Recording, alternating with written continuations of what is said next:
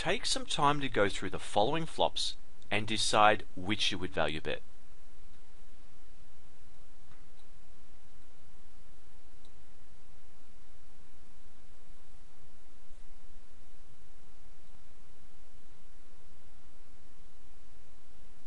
If you said these ones, well, that's because they're all strong hands, right?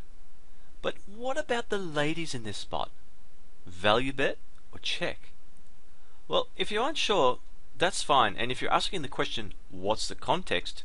Well, that's really my point.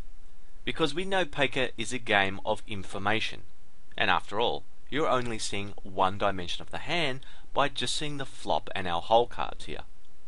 How many players are in the hand? Did they raise an early position? Do we know anything about them? What's the action? Answering these questions gives us a clue as to whether our hand is strong or weak in a given situation, or what the effective strength is. See, imagine you were just against a calling station. This player was in every pot, and the word fold, well, that wasn't part of their vocabulary. Suddenly the queens are looking great. This mediocre hand is now effectively quite strong.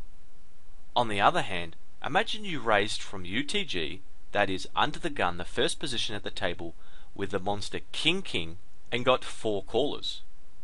You fired a continuation bet on this sexy flop you got dealt, but then the action went raise, re-raise, and all in before the decision came back to you. And the last player to move all in was a very tight conservative player to boot. See what I'm saying here? Your top set value has changed.